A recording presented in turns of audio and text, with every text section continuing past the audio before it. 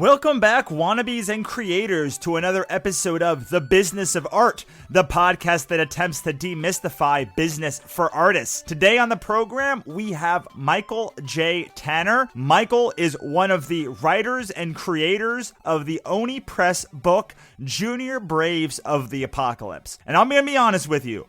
I brought Michael on this show for one story. It's the story that everyone needs to hear. It's the story of how he pitched Junior Braves on a car trip to Vegas. Luckily, he had way more to say than just that little tidbit. We talked a lot about creativity, structure, working with publishers, working with studios, working with other creators, and working with artists. It's a fantastic episode that dives more into the art side than the business side. But here's the deal. When you are making your business, you need to start with making great art. You can't make great business without making great art first. They are hand in hand. And while this deals more on the art side, it does delve a lot into the business side too. So before we get started, I want to thank our sponsor. And let's see. Who do we want to talk about today? How about the fact that you need a website? You absolutely right now need a website. If you're trying to make business without having a website, you are behind the eight ball. You can't have a mailing list. You can't have subscribers. You can't build your business without having a place for your fans to gather. And that all starts with a website. And right now, you can go to thebusinessofart.us/blue and check out a great offer on your hosting package right now. That's thebusinessofart.us/blue. And if you're not ready to build your own website, that's all right. Did you know that we at The Business of Art do 30-minute free strategy calls to show how you can create better art and then sell that art? Our new slogan here is make great stuff, sell great stuff. And just by going to thebusinessofart.us/consultation, you can book your free 30-minute strategy call right now. And let's be honest, it's probably going to be longer than 30 minutes. You all know how I like to spin a yarn. And with that, let's get to the show. If you're liking this show, please subscribe, rate, and review us on iTunes. You can do it by just going to thebusinessofart.us/iTunes. It'll take 30 seconds. It helps us find new people. And with that, Michael J. Tanner. What are you passionate about these days, buddy? The things I am most passionate about right now are coming up with new ideas and new story pitches, and even outside of comics, just want to work on a prose project. I'm starting to flirt back with trying to get into television. That was actually what brought me to Los Angeles a decade ago. So yeah, I'm big into storytelling right now. Big into storytelling.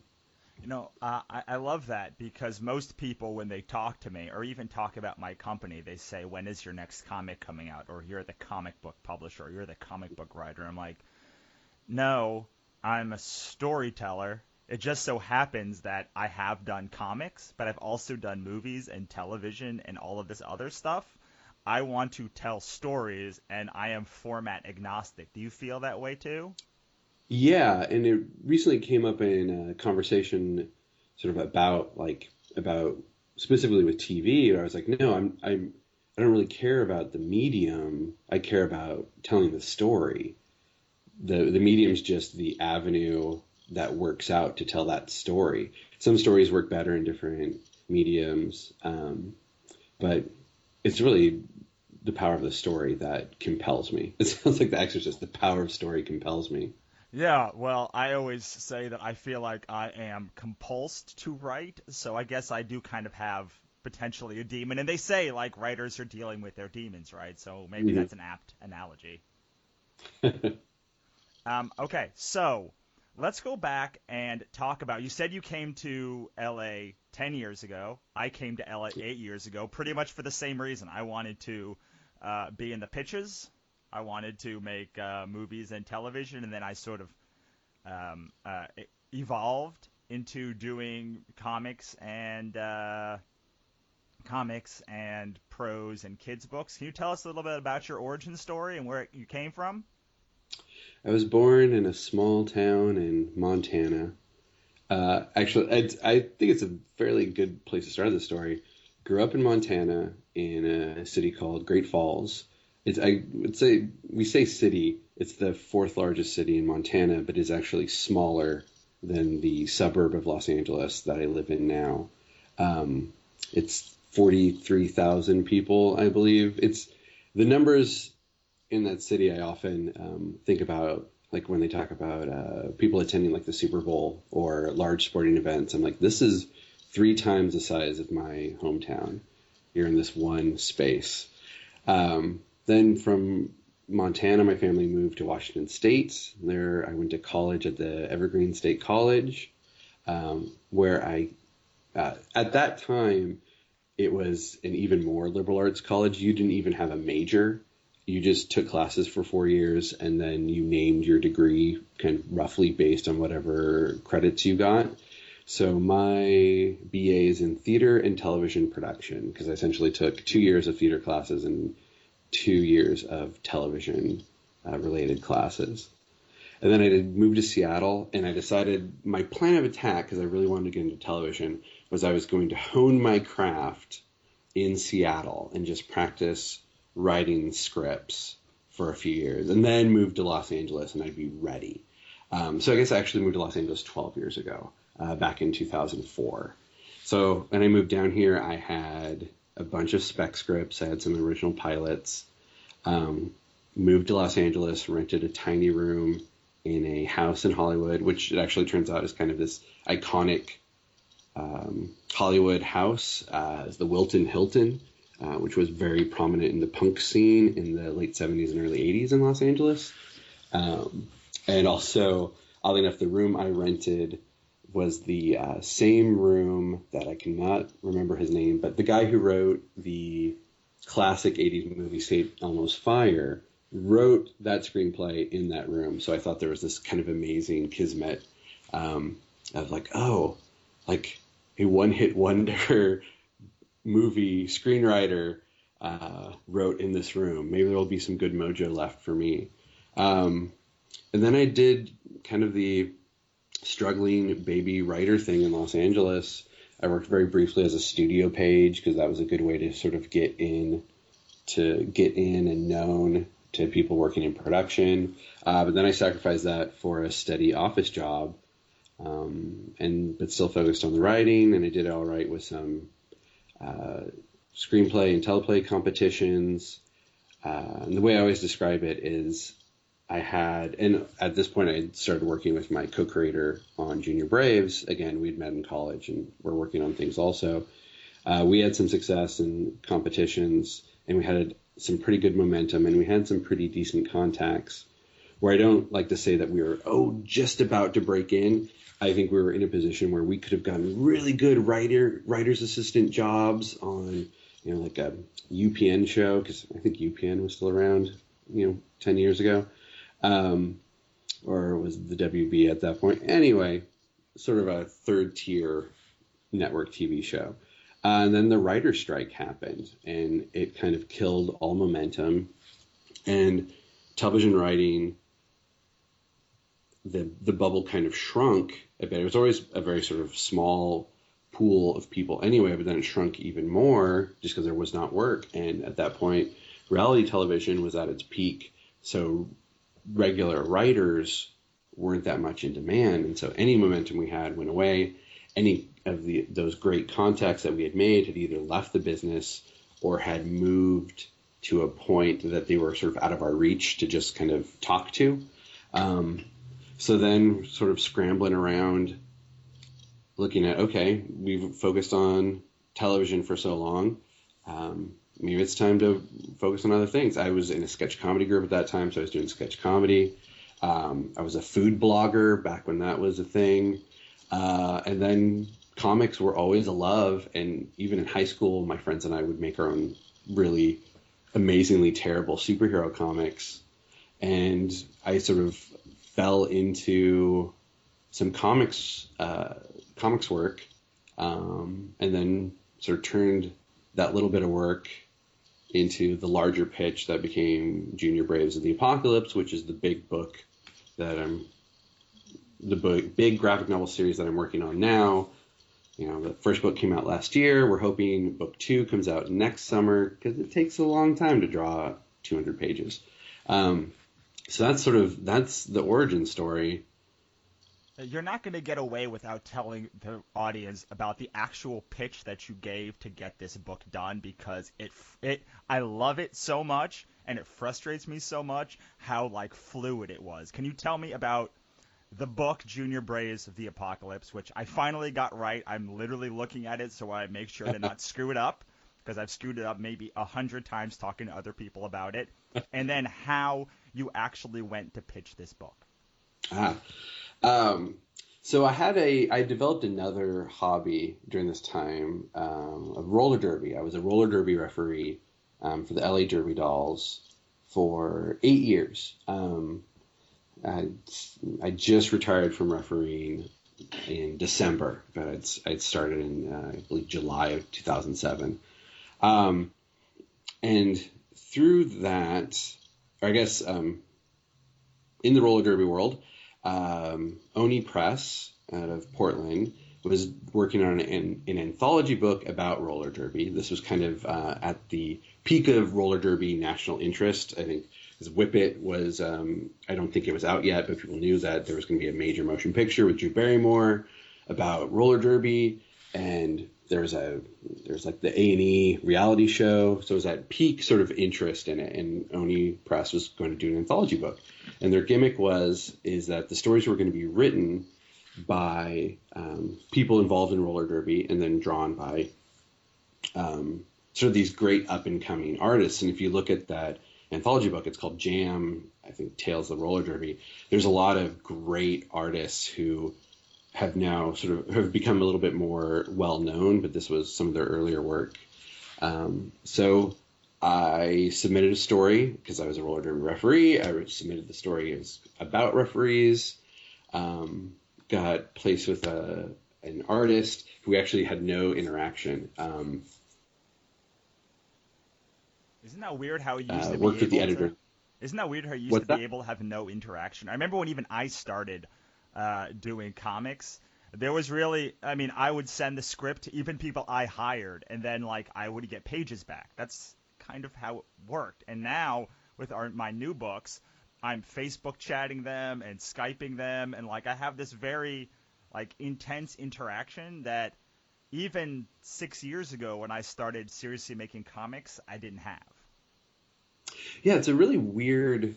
Its ease of access is so different now, just in the span of a few years. And the funniest thing about the roller derby comic is I was 2 degrees of separation from the artist and didn't even know it. Or I guess 3 degrees of separation. A good friend of mine had a good friend who wrote a comic who that same artist drew. So I very easily had a line of communication there. I didn't even know who the artist was, I think, until the finished art came back. So did that. So that kind of got my feet wet in comics and showed that I could write a script and kind of tell a story. And then also the art that came back didn't exactly match my script. And that was one of the most important lessons I've learned as a comic writer is the artist is not in my head. If I need something to be explicit, I need to let the artist know, this is important. Please draw this as I'm describing it. If you just sort of use loose language that gives them more artistic freedom, they're going to take that freedom, and it might not work when it comes time to actually put in the lettering and do other things you might need to do. So then flash forward, I think a few years later, one of the photographers for the LA Derby Dolls mentioned, she's like, oh yeah, I'm going to be moving to Portland. I was like, oh, what are you doing? He's like, oh, I'm going to go work for Oni Press as an editor. This was Charlie Chu. I was like, oh, I did a comic with them a couple years ago. He's like, oh, I need pitches. And he knew a little bit about my background with writing and television stuff. He's like, oh, I need pitches. Can you give me ideas? I want to bring in some good ideas when I start. I was like, okay. And then the two of us happened to be riding in a car together on our way to Las Vegas for RollerCon, which is the roller derby convention every year. And co-creator Greg Smith, he sends me a text, which is, group of Boy Scouts go on a week-long camping trip. When they return, the zombie apocalypse has happened. Simple, one line. I read that text out loud. Charlie said, I love it. Please write that up as a pitch.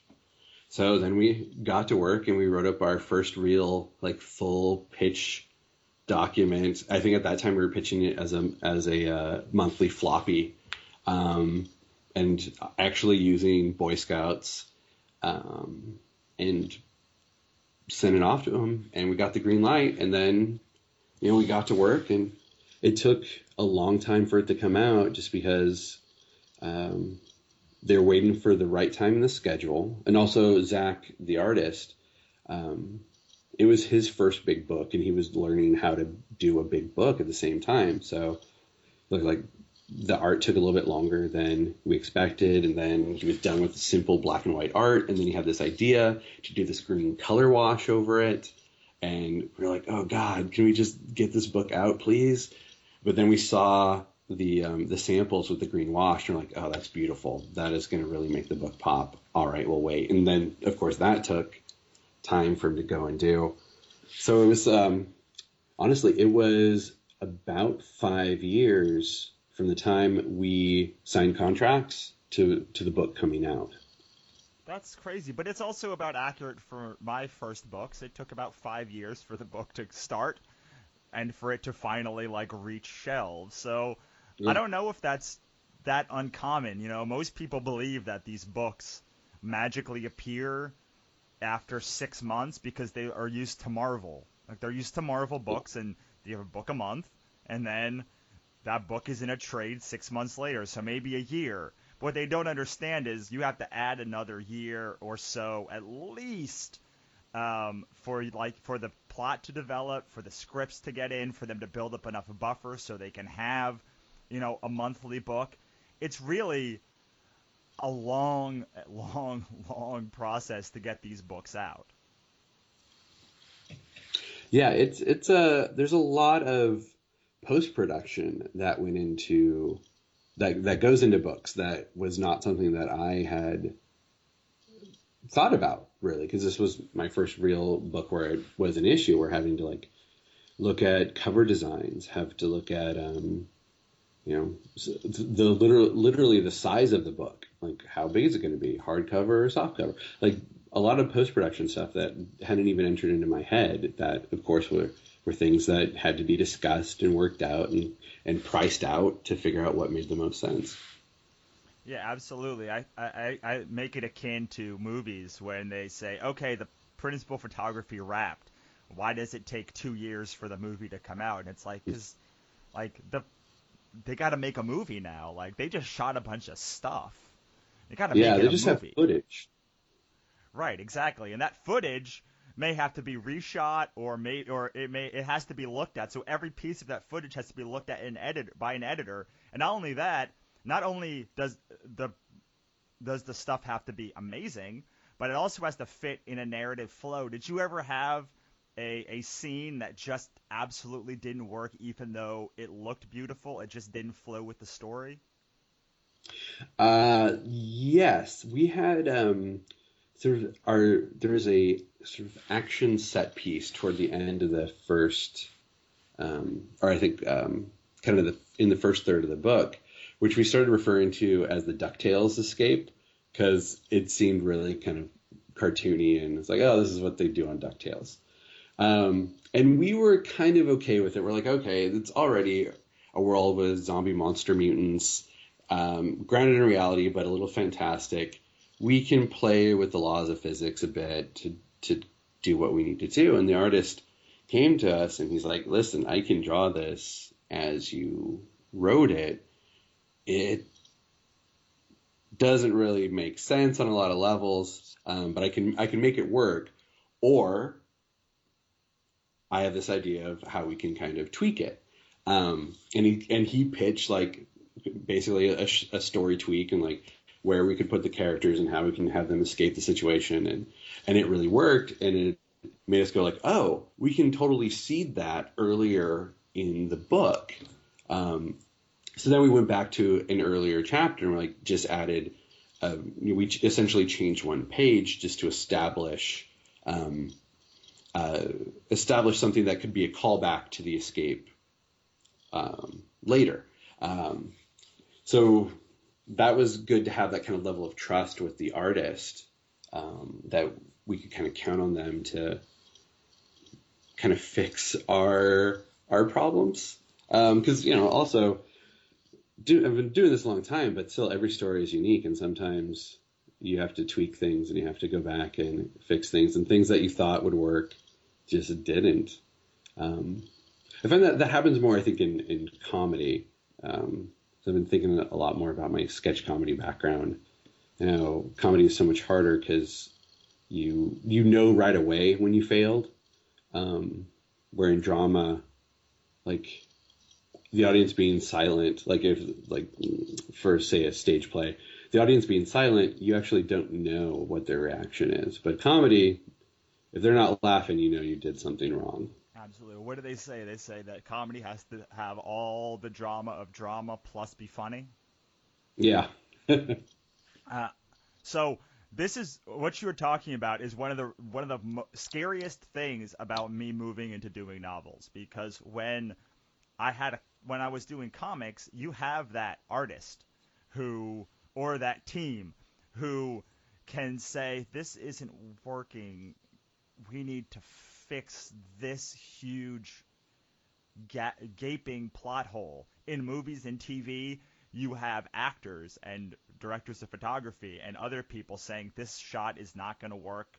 If you want to stay on budget, you got to change it. And you have these sort of checks and balances. But with prose, you have none of that. You have an editor at the end, but while you're making the piece, you don't have any limitations at all. Yeah, prose is hard because you're that lone artist crying out in the night. You're a lone wolf. You're doing it on your own, and that like you said, if you're lucky, you have an editor who will come in and talk to you and fix any problems you have. But man, that's what the most daunting thing about prose is that. And also, prose is just so hard. It's so wordy. I'm seriously trying to buckle down and do this prose novella, but it is very difficult. And also, it doesn't help that I was telling someone about it, and they're like, "You should pitch that as a comic." And I'm like, "Oh, but I really want to do it as prose." But like I was saying earlier, the medium doesn't necessarily matter. Like, I'd like to do this as a prose project, but if someone heard the pitch and they wanted to do it as a comic, I'm not going to say no to that.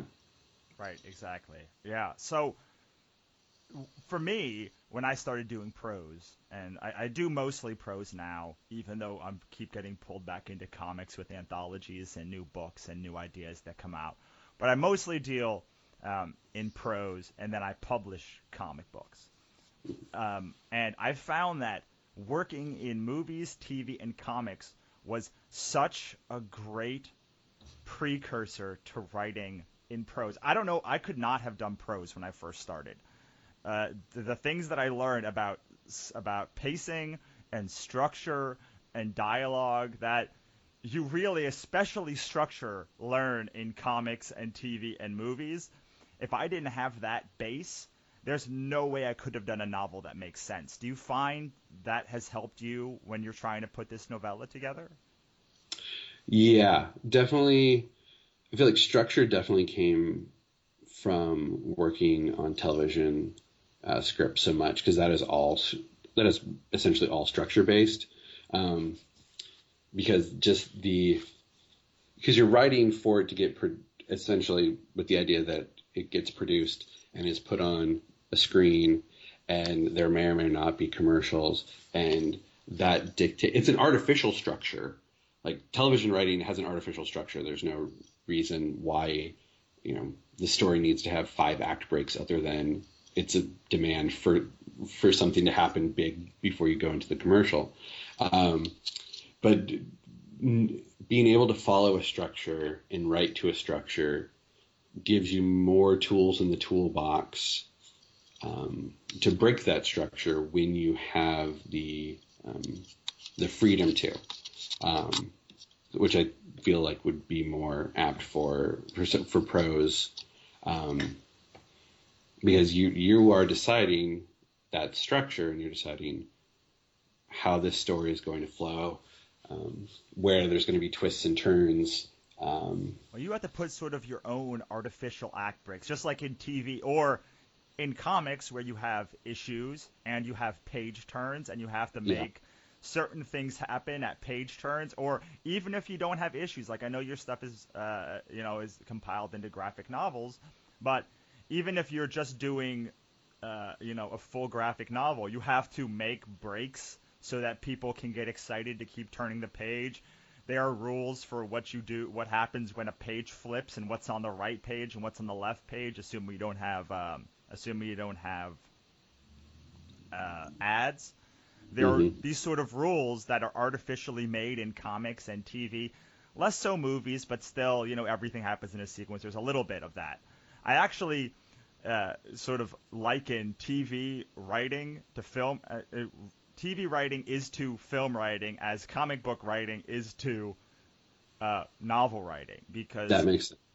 yeah, with novels, you're creating your own artificial breaks. You are saying when a chapter ends. You are saying when a sequence is over. You are saying when the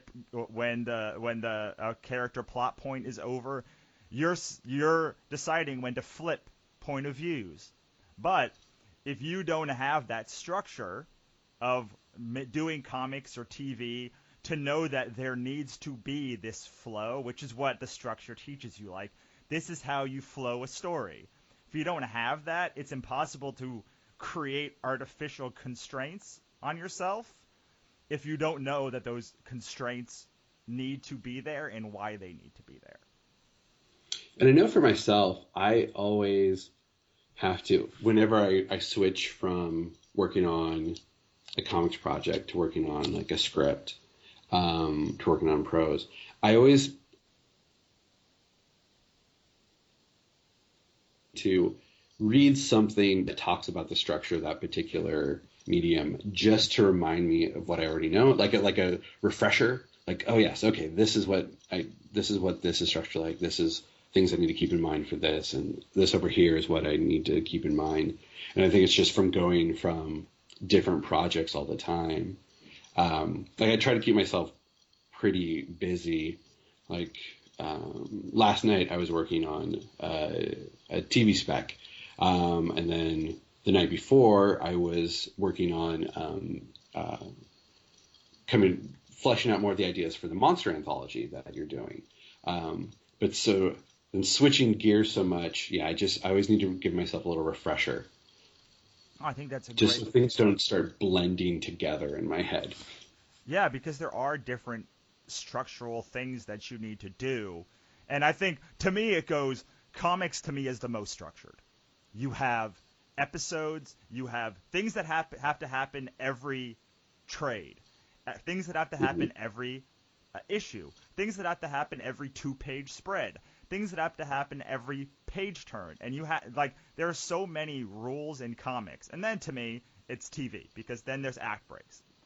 With comedy, there's the rules of how many jokes a page and all of that stuff, but generally, you have act breaks. And then with film, you have sequences, and then with novels, you have a sort of sinewy line that Kurt Vonnegut talks about, or a bunch of other structural things, but there's nothing to sort of contain the outpouring of words. And Right. There's nothing that says, hey, as much as I hate Save the Cat, at least for new writers, it says, hey, if you're 27 pages in and you haven't gotten an inciting incident yet, like, you should really consider that, not good. You need to make that earlier. But with novels, J.R.R. Martin goes 700 pages with very little happening, and then a huge amount happens in 100 pages. Whereas, other writers like Chuck Palahniuk, that action starts immediately. So, like, there's not even a flow necessarily between novels, or between authors. There's sort of a graph you can make, but with comics, you can pretty much say that all of the people that work in comics are sticking to a pretty strict, medium. And with TV, like that all of the shows are going to have at least 3 act breaks, and everything on that Right. network's certainly going to have the same act breaks. And in a movie, everything's at least going to be between 90 and 2.5 hours. Sorry, 90 minutes and 2.5 hours, not 90 hours and 2.5 hours. But with books, like they could be 100 pages, they could be 1,000 pages. There's no real structure to that. I know I'm talking about structure a lot, but like it's you checked the box for structure, and I'm like such a structure person that like it drives me crazy when I'm reading books to not know when something's going to happen, as opposed to movies and TV where oh, it's been 6 minutes, there's probably going to be a big joke, and then it's going to go to commercial, right? Right. I think and sometimes some shows, not to knock fans of those shows or those shows themselves, are so tightly structured that, right, like I don't personally watch the show Castle, but from what I understand on Castle, the show is structured such that the real killer, like the real killer is always on screen between like minute 3 and minute 5. So if it's a character that isn't a regular who is a suspect and they're on screen or they're in that scene during that time period, they're the killer. Just because the way they structure that show, and also like the Law and Order would always have the questioning witnesses or questioning suspects scenes with business, like where it'd be like they're talking to the guy who saw the shooting in the taxi cab, but he's also unloading all the newspapers from the back of the truck. So they're talking to a guy, and it would otherwise be a very kind of static scene of real life with 2 cops asking a guy a bunch of questions. But on TV, that doesn't really make for exciting television. So they add the business of the guy, moving newspapers from the back of the truck to the ground, or the mom putting away groceries in her kitchen. And it's this sort of artificial structure of, okay, we need to have this scene. We know we have to have this scene, but we don't trust it not to be boring. So they have to put this artificial sort of layer over it of just literally someone moving. And in books, you wouldn't obviously have to do that. You could have 2 characters just standing around talking. It's not about like what the other person's doing. It's about the dialogue. It's about the information being conveyed. But because television, especially as a visual medium, and networks and producers or production companies are so afraid of someone changing the channel that they're like, oh, we'll trick them into staying on this channel by having someone walk back and forth. So it's a weird structure and visualization of the structure thing that is artificial and bizarre. But obviously you don't have to worry about in novels or in prose or in comics because it's a static image. What's interesting though is I still do that because I came up in movies and television. Is almost all, even in my novels, people are walking and talking or doing something else when they're together. They're never just together talking, and they're definitely not talking for like 10 pages or doing nothing Right. for 10 pages, which potentially is a detriment when you're writing prose and you're trying to move the story along because that the story has to be moved along. But I would much rather, have a book where the story moves along than plods along. And one of the things I think movies and TV and comics teach you is how to layer a bunch of meaning and a bunch of things together in one image or one scene. As opposed to in books, you can break up 4 scenes. You could have Harry in school, and then you can have Harry, talk to Hermione and do a plot point. And you can have Harry go into the woods and do nothing, and all of those can be like 5 pages by itself. I'm talking about Harry Potter. I'm sure everyone knows that, but I'm just going to make sure. In a novel, you could have that, but in a TV show or a movie, all of those things have to happen together. He has to be in class learning from McGonagall while Hermione's talking to him, while they talk about what's going to happen in the woods later, which I think is a beautiful thing in movies and television and comics, is that you can have all of those layers compiled together, as opposed to when you're just doing prose, you have that freedom to make it 10,000 pages without having to layer that stuff together.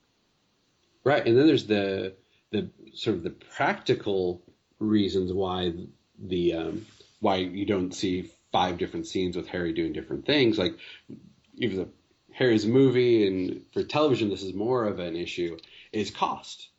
They're gonna be like, okay, because if you want to move that character to 5 different locations, that's costing money. That's money on the page.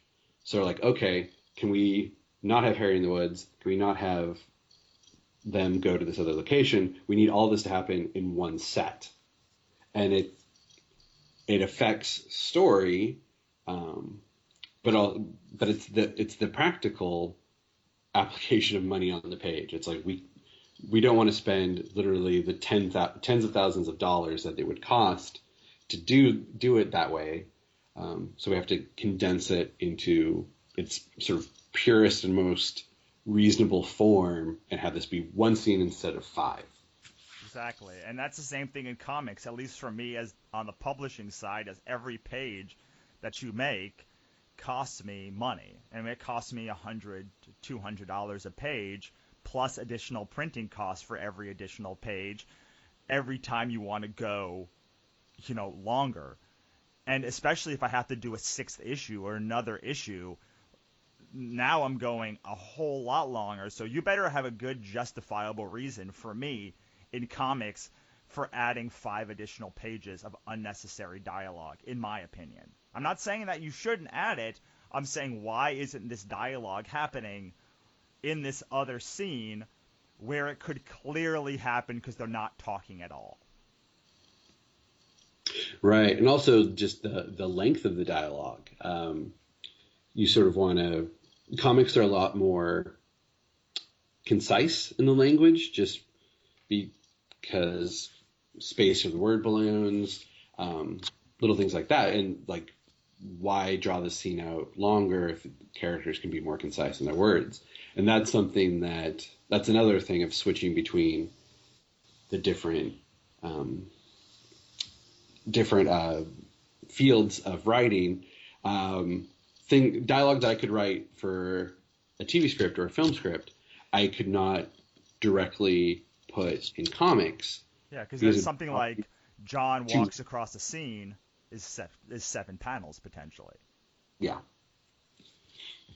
And then, obviously in prose, you could make that dialogue.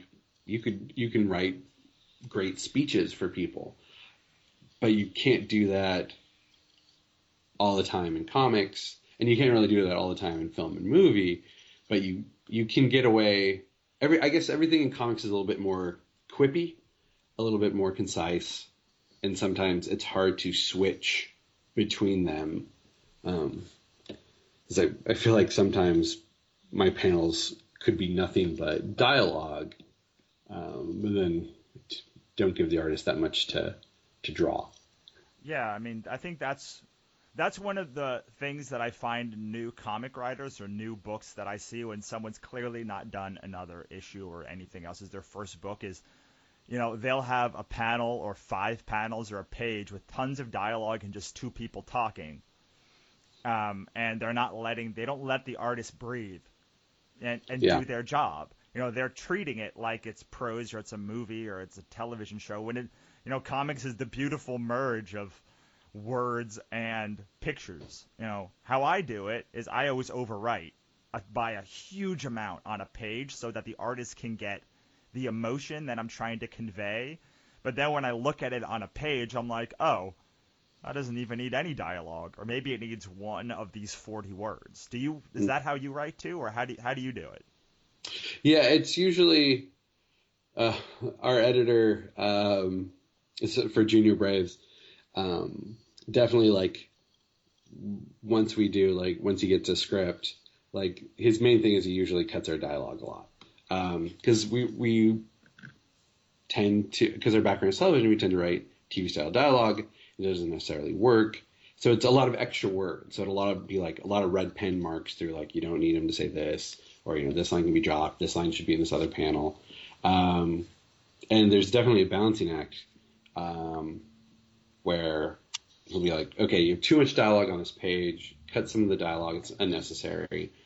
But sometimes there's babies you don't want to kill. There's lines that you think are really like. I'm like, I love this line. I think it's a very important line. And sure, it's not necessary, but I think it's important in terms of tone and for the future. Like, I'm not going to kill this baby. Like, we could kill some other stuff, but this baby's staying.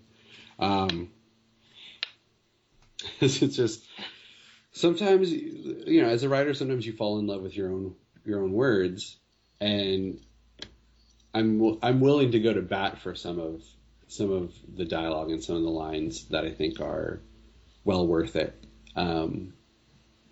We have to pick your battles, right? I mean, that's what that's most of writing and working with a publisher or working with, a studio is, smiling, taking it on the chin for 95% of what they have to say, but so you can hold out for that one thing that really matters. Is that accurate, do you think? I think so. There's also something to be said. I went to a recent Nerdist writers podcast recording with Shane Black. And something I didn't know about him is he was 22 when he sold the script for Lethal Weapon. And also that same year he sold the script for Monster Squad, which is one of my favorite movies and was hugely influential on my writing in general and on Junior Braves. But he talked about how sometimes you have to stand up and say no, regardless of the consequences. Because I guess the studio originally wanted to make Riggs. They wanted to take out Riggs being suicidal. Right. Part of the first Lethal Weapon movie is that Riggs is suicidal due to his wife's mysterious death and how he's this loose cannon. And the studio wanted to take it out. And he's like, well, if you take that out, then why do you want to make this movie? Like, why do you want to make this script? Because you want to take out the heart of it. So, no. So he said no. He was willing to, as a 22-year-old, he was willing to stand on his principles because he said at a certain point, you want to see your script made, or you want to see your book published, or you want to see your comic come out. But if you change too much, or you let too much be changed for you, it's no longer yours. So what was the point? Right. So it's that beautiful balancing act, right, between like understanding that we're all in this hopefully to make the best project, and the understanding that you are the writer of the project and you have the vision for the project. So some things that people want to change are going to be completely abhorrent to you because you understand the scope of the story or how all of the pieces fits together. That's why they're paying you, to understand the scope of the story. And what they're looking at is just, I think the suicidal part is like kind of icky, and you need the writer has to stand up at some point, or the creator, whether it's the artist, the creator, whether it's the director, and say, no, if you take this out, it's going to destroy the whole movie. So no, you can't do that. Like, I know better than you in this specific instance. Yeah, the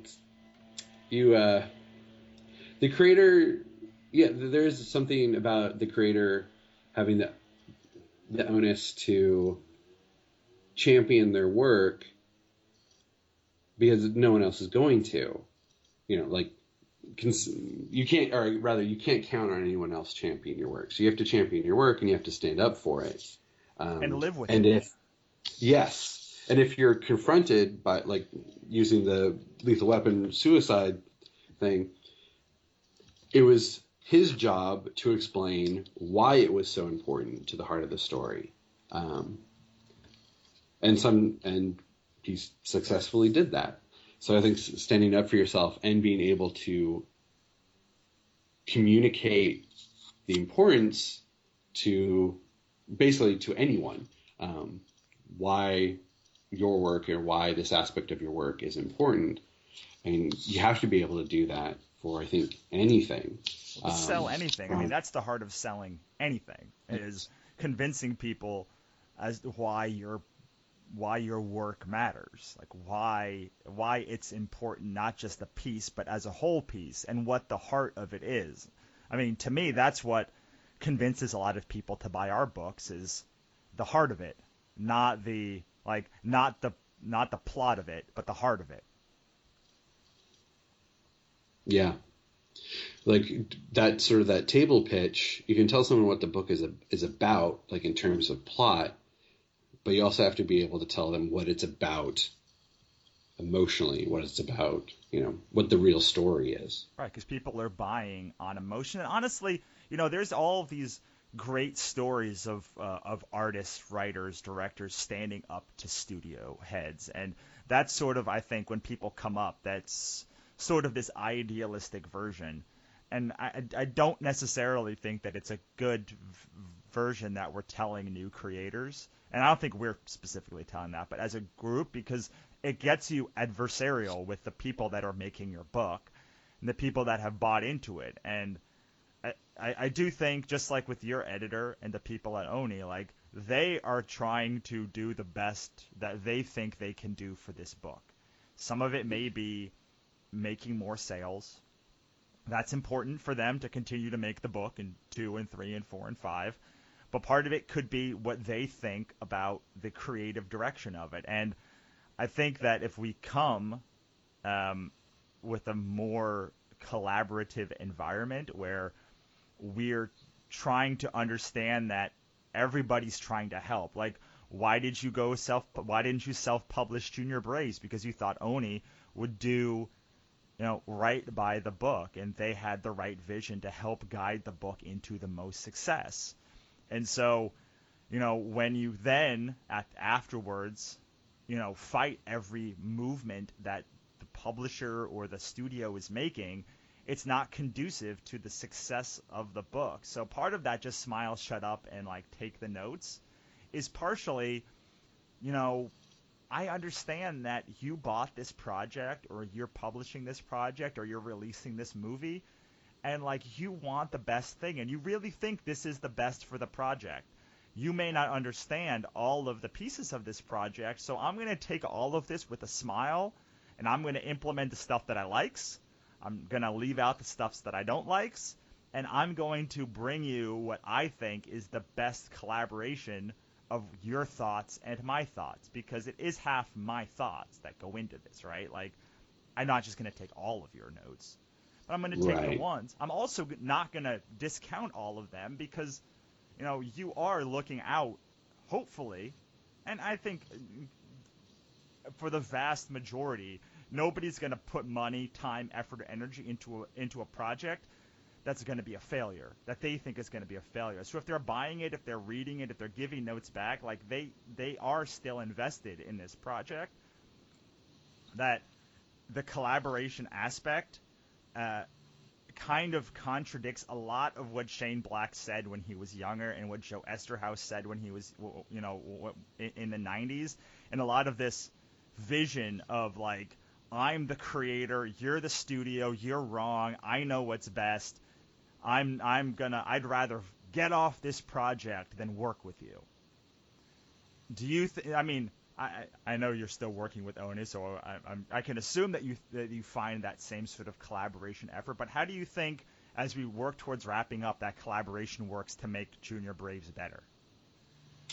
It definitely, I think, for us, because this was our first big comic book work, just learning how things were done, and they did a lot of really great hand-holding. They do hand-holding still, because we're still learning in some ways.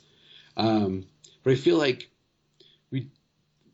the notes that we've gotten, Especially on like book one, I got a lot of notes because, I think it was rough because it was our first big thing. And the notes for book two, fewer notes and a lot more trust that we know where we're going. But then, yeah, like they say, or like you were saying, a publisher or a studio, they have to really be into it because it's money for them. Especially in publishing, think about it. Like I heard a editor, I think from Image or one of the other larger companies, say something like, I need to love your idea so much, I'm going to put $50,000 into it because that's what the reality of comics publishing is. Like, it's going to cost us X amount of dollars to even put this out. So we have to love your idea so much that we think it's going to bring back that money. We're not running charity. He didn't say that, but that was definitely the tone is, if they're willing to put the money in, they do get a say. And you can take the notes and, like you said, implement what you like and see what you can get away with. I'm in a television writers group that meets in Pasadena, and every month we get together and we read 2 scripts. And we recently had someone who submitted a script, and we read the script a few months ago, and we go over it and we talk, we give them notes and suggestions and whatnot. And then this past weekend we had another meeting, and we read the script again, his second version of it.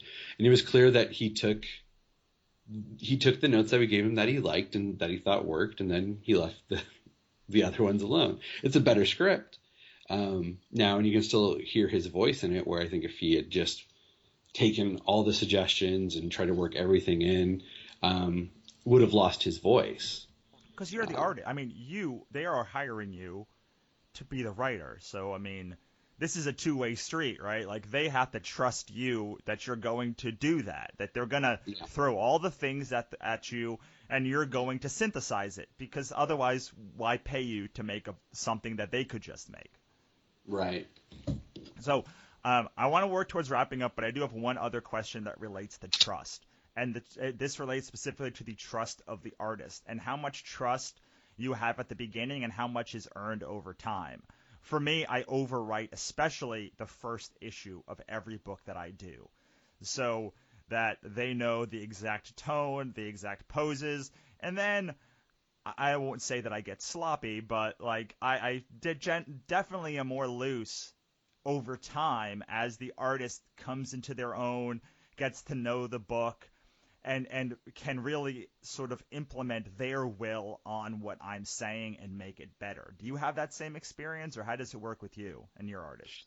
Definitely the same experience, especially after that first Derby comic where I learned the artist is not in my head.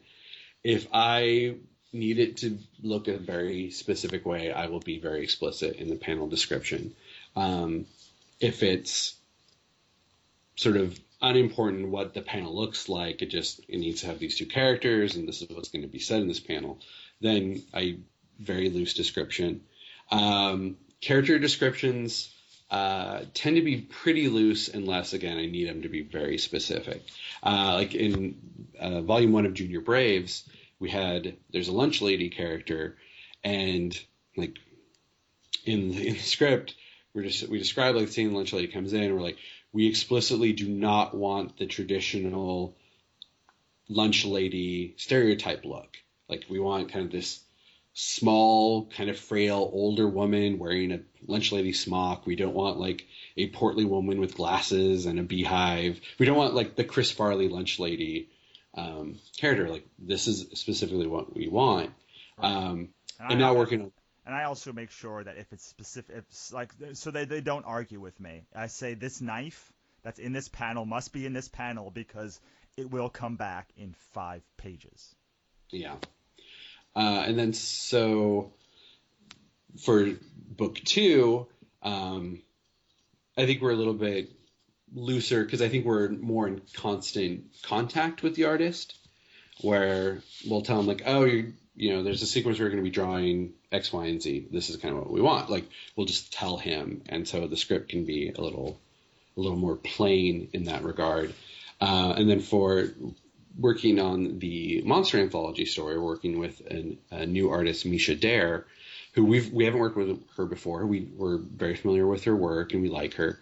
But I think we will probably be pretty explicit in terms of what we want for that, just because it's our first time working with her. Right. Yeah. I mean, I used to think that the worst when I would read scripts, and you can go and look up, there are databases of like hundreds of comic book scripts and movie scripts and TV scripts. But when I was reading comics, I thought the worst thing that I ever saw was when somebody would put like page 13 to 14. I don't care. This has to happen. Go nuts. And Oh, you hate that? I used to when I was like, that is the sloppiest thing that you could possibly do in comics. He doesn't even care. But now I'm on the other side of that, having worked with a lot of artists and trusted a lot of artists, and now I think that's the bravest thing that you can do, or the most trust you can give, to just say, Superman and Batman fight for 2 pages or fight for 4 pages, make it awesome, and just leave it at that. Yeah, in our book 2 script, we have a double page spread where like, here's the dialogue, here's who's saying it, like, here's what's going on, go to town. Like, make this interesting for yourself to draw.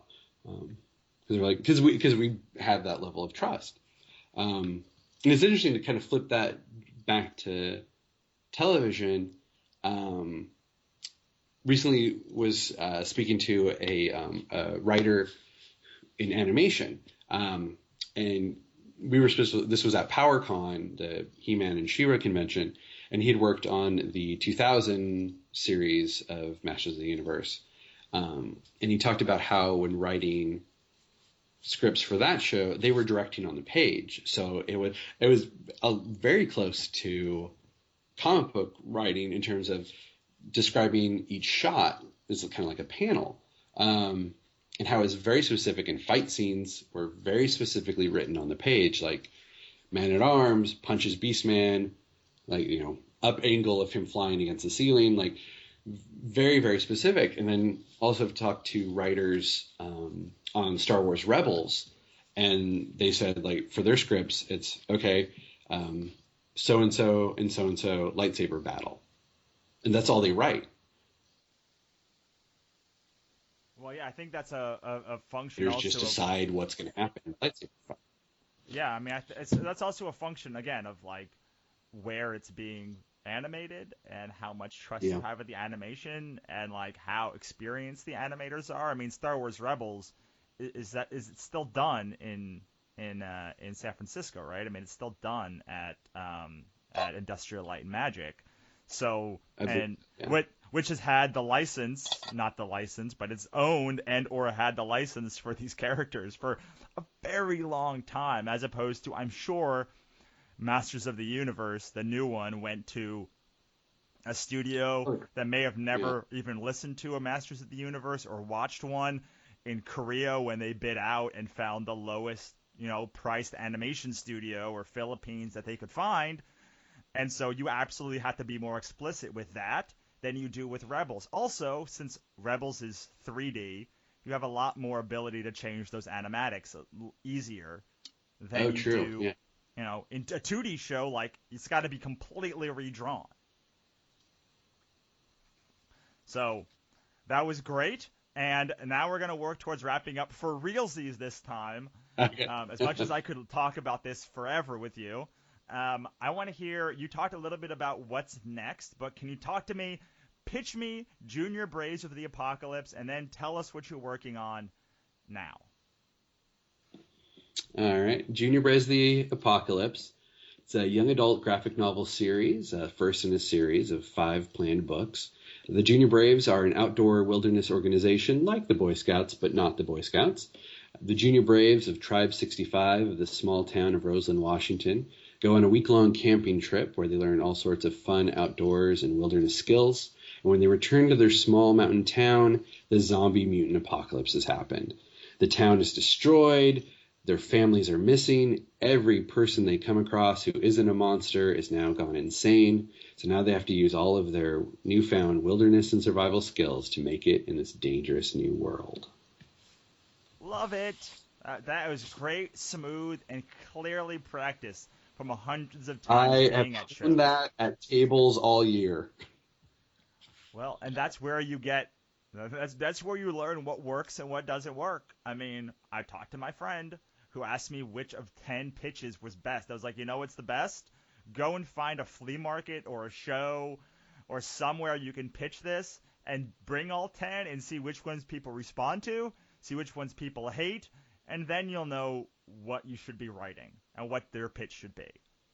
That's pretty good. I like that. So that's great. And then what are you working on in the near future besides Junior Braves? Working on a submission for your Wannabe Press Monster anthology book. It's pretty fun. We're going for kind of a old school Tales from the Crypt vibe, using modern technology. So that's a big comics project that actually we're working on. I'm working on a few other pitches that I'm hoping to have ready for San Diego. I have a pitch meeting set up there and hoping to possibly wrangle one or two more. Although in some ways San Diego is terrible to pitch at. In some ways it's great to pitch at because everyone's there. Working on, I applied to a bunch of television writing fellowships, which I haven't done in years. So who knows, maybe I will get into one of those fun fellowships and work on TV writing for a year. Currently working on a pitch for another sort of YA book called Electric Daddy Bones. It's about a young science nerd girl whose father dies, but he is also a science nerd, and he has his body processed and his bones preserved and sent back to his family so he can still be with them and teach them about anatomy. And the young girl is working on a robotics project for her 8th grade science fair and realizes she needs an armature for her robot, and so she uses her dad's skeleton. So she creates a robot skeleton of her father. That sounds fantastic. It sounds very Doug TenNapel. Which to me is a wonderful compliment because I love all of his stuff. All right, so let's get out of here on this. Tell the nice wannabes and creators your best piece of advice that we haven't talked about already, where we can find you online, and then we'll say goodbye. My best piece of advice that I like to give to people who want to be creators is finish something. I know a lot of people who talk about how they want to do this and they want to do that, and they've started their book or they've started drawing, they've started these things. Finish it. Finish it. And you can find me online on Twitter at Mike is Ernie at Twitter, and my website, which is bymichaeltanner.com. Awesome, man. Thank you so much for coming on. Thank you for having me. So that was Michael J. Tanner, and I love that because it was like talking to an old friend, mostly because it was like talking to an old friend. And I know we didn't talk a lot about the business in this episode, but like I said at the beginning, you have to create great art before you can create great business. You have to have a great product before you can sell it well. Now, there are some people that can get one sale from a product that's not great, but what we're trying to get is repeat business. People that are going to keep buying your books over and over and over and over and over again. And to do that, you have to know how to create great content. And I think this episode showed you a lot about how to create great content as a writer, how to work with a publisher to create great content, and how to work with an artist or a team to create great content. And because of that, I think this was a great episode. I don't really care what you think. That's not true. I really do care. Please love me. All right, before we get out of here, let us thank our sponsor. And I'm going to pick me as our sponsor. Do you guys love great webcomics? Do you guys love great comics in general or great books? Then head on over to wannabepress.com and check out all of our great webcomics, books, and our blog. We have a weekly blog where we talk about creativity and building your artistic business. Also, I will be remiss if I didn't tell you that we have a Kindle Scout campaign going right now. Kindle Scout is basically Kindle's way to find new writers. What happens is, just like Kickstarter, you put a book on Kindle Scout for 30 days. Unlike Kickstarter, you don't pay any money. All you do is nominate my book. If the book gets enough nominations and is picked for distribution, everybody that nominated it gets a free ebook. That's right. If you go to spaceshipbrokenbook.com, nominate my book, and it gets picked by Kindle for distribution, everybody gets a free copy. Unlike my Kickstarters, where I'm asking you to donate or pledge money, this is completely free. So head on over to spaceshipbrokenbook.com and check it out today. You can also just go to Kindle Scout and look up Spaceship Broken Needs Repairs, and then it'll come up. But if you don't want to go to all that hassle, just spaceshipbrokenbook.com and check it out today. And that's it, wannabes and creators. I will see you next time.